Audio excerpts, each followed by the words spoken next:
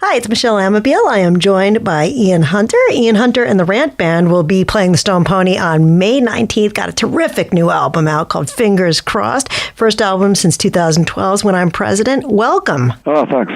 You have quite a history with Asbury Park. You played the Fast Lane in the late 70s. What was your first impressions of Jersey in the music scene? Blood and Guts. Blood and Guts? Yeah. Well, you also hooked up with some E Streeters with the E Street Band. They appeared on your album, You're Never Alone with the Schizophrenic.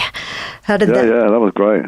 Yeah, how did that happen? Well, I started that record in England, and it wasn't really working. And my manager at the time, Steve Popovich, knew the band, you know. So we worked it out, and we did it at the power station in Hell's Kitchen. Well, you're good with a lot of Jersey guys. James Mastro, Hoboken boy, on the album playing guitar for you. Yeah, we did the album at Tony Shanahan's place in Hoboken. Oh, I love Tony Shanahan. These guys are really awesome. Well, I got to tell you, Fingers Crossed is really amazing. Co-produced by Andy York, Mellencamp's band. He was instrumental in the beginning of the Rant Band, going back to 2001's Rant, right?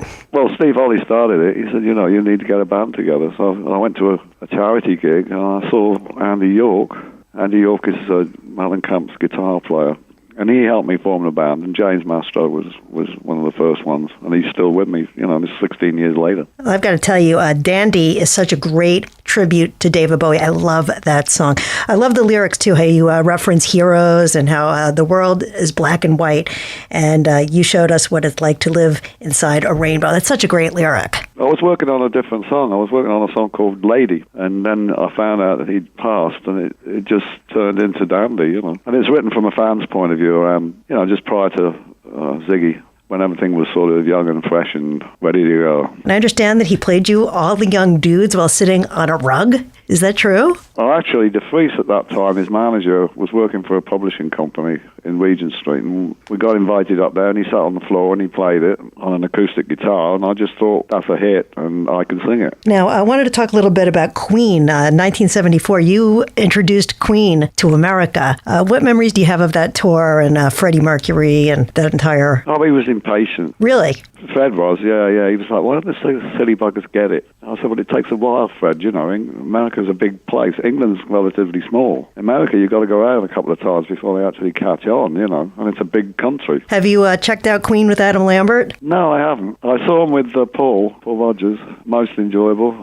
He brought a bluesy element to it that hadn't been there before. But Fred's Fred. What can you do? And the lovely thing with Fred was he was Fred 24 hours a day. It wasn't just for show. A great guy to be around. A lot of fun with Fred. Well, after Mott the Hoople peaked, you essentially stole Mick Ronson for your solo debut. That album was so great. Had Once Bitten, Twice Shy, later covered by Great White. What's your fondest memory of Mick? I was in Jersey, actually, and Mick left a week after me, and he came over, and we decided we'd have a go at doing my first solo album. And he said, you've got to do it now because you're very emotional over the breakup. And so we did, and we went in with one set of songs, and we came out with a completely different record, but it was a good record, Well, Mott the Hoople has had such an influence on so many artists. Joe Elliott had his project where he basically covered all his Mott the Hoople songs.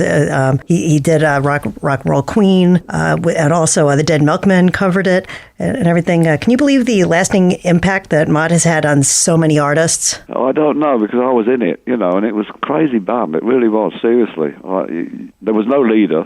People thought I was the leader, but I didn't stand a dog's chance. Everybody was a star in that band, And it was a difficult band. It took a lot out of me. And we got together a couple of times, 2009, 2012, and it was still the same. It was crazy. Well, that reunion tour was, it never got over here to America. We've lost a few, we've lost Dale and Pete, and I feel like you covered the subjects of death on the new album, songs like Ghosts and Morpheus. But really, I think you're speaking to keeping the spirit alive, of keeping music vital. I only know the way I started and who influenced me, and it just wasn't emo, it wasn't metal, it was just like, slow songs, fast songs, medium songs. And that's what I do. It's just music. Well, this album is really amazing, and I can't wait for the show at the Pony on the 19th. Tell me what we can expect with the show. No, I'm not telling You're going to keep it a little mystery, right? Well, it's difficult because there's a lot to choose from. It's usually, obviously I'm slugging fingers crossed, so that's going to be predominant. But yeah, we do have a look back round again,